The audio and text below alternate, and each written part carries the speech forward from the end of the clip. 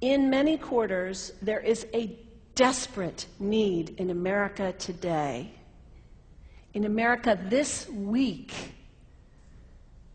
for a healthy dose of religious humility. There are too many people getting too much face time on television who claim exalted status for Christianity and who are demeaning other faith traditions, particularly that of Islam. And my friends, this has got to stop.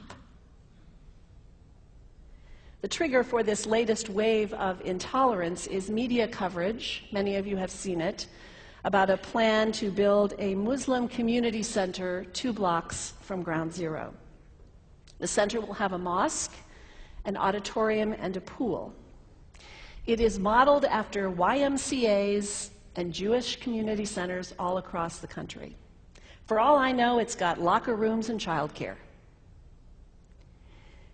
Now, to be very clear here, reasonable, faithful, caring people can disagree about how they feel about this facility being built so close to Ground Zero.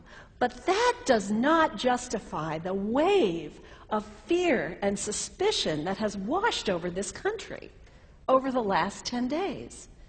The media are now calling this a wave of Islamophobia that is sweeping across America.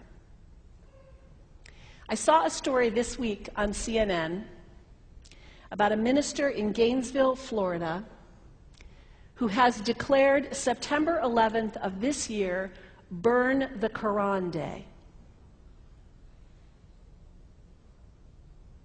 Thank you for your reaction. That was mine. This guy is a minister at a non-denominational church called the Dove World Outreach Center. He said all kinds of disparaging, insulting, inaccurate things about Islam that I'm not going to repeat from this pulpit. His message is about hate and fear, and I can assure you there is nothing in the Gospels, there is nothing in the teaching of Jesus Christ that says anything about burning the holy texts of other traditions. It is not there. The proposed burning of the Quran is obscene. It is not the work of peace. It is not the work of understanding. It is not the work of building bridges. It is insanity.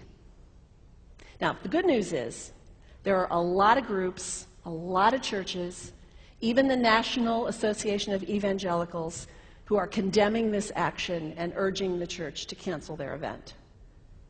A conversation about God demands grace and openness, a willingness to learn, to have our own ideas challenged, our convictions questioned. These are the hallmarks of humility.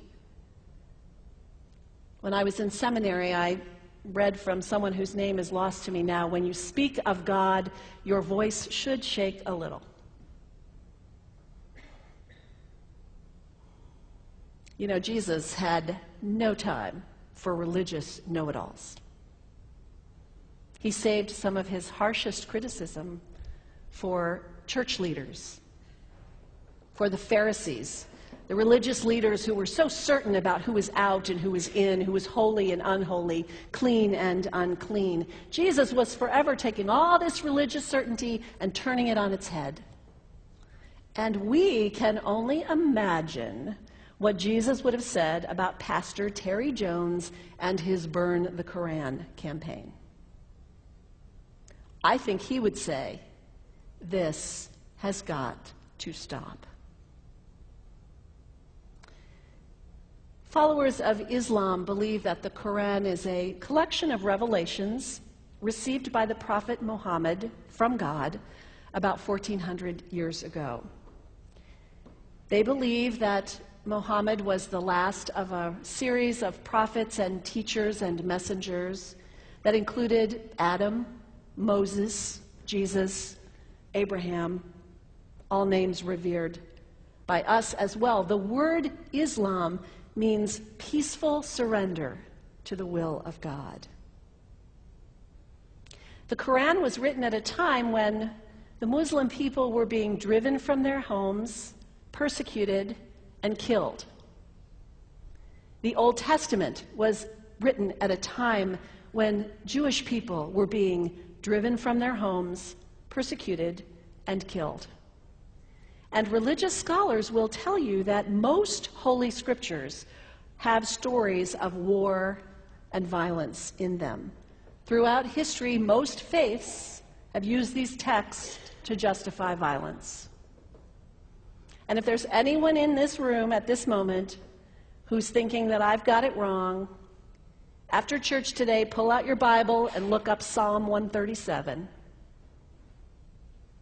And you'll see that our own text has passages that can make us uncomfortable.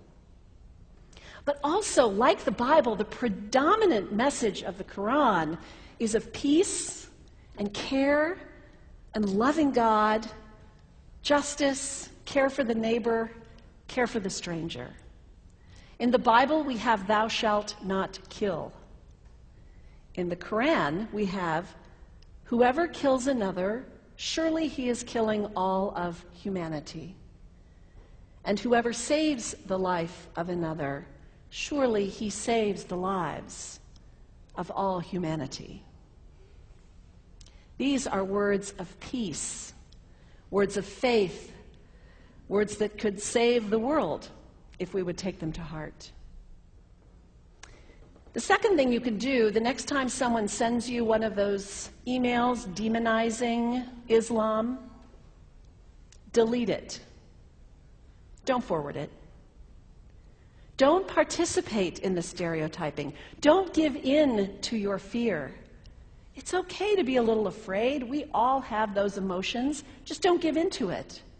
Don't sign on for it. Don't focus on this tiny group of extremists who commit acts of violence. Focus on the hundreds of millions of Muslim people in the world who are people of faith, whose priorities and concerns and families are not so different from your own. And third, when you think of Muslim people, think of individuals. Think of the professor at Ohio State. Think of the engineer at Honda. Think of the teacher at the elementary school down the street. When you think of Muslim people, remember those who died on 9/11, not the hijackers. There was only a handful of them. Remember Mohammed Sunhami Hamandi. He was born in Pakistan. He came to the United States as a small child with his parents. He played high school football. He went to college. He became a part-time ambulance driver. He died, this Muslim young man, on 9/11, trying to rescue people and save lives. When you think of Muslim people, remember Mohammed Salahuddin Cloudhurry. He was a waiter at Windows on the World, which was at the top of the World Trade Center. He died that day. His wife had their baby 2 days later. When you think of Muslim people, remember Rama Salih.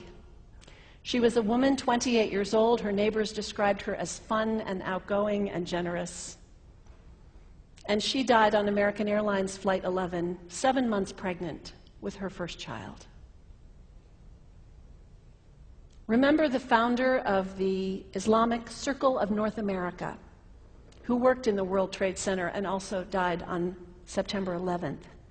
That same group now is giving away tens of thousands of copies of the Quran in response to the campaign about burning the Quran. In the language of their own tradition, they are spreading words of faith and peace and hope. One of the ladies at the 8:30 service this morning said to me after, maybe we should declare September 11th, buy a Quran and read some of it. It is for us to share our message of love and hope and peace, but let us do it with grace and respect, and above all, humility. God grant us, as individuals, as a nation, as Christians, the humility for this work.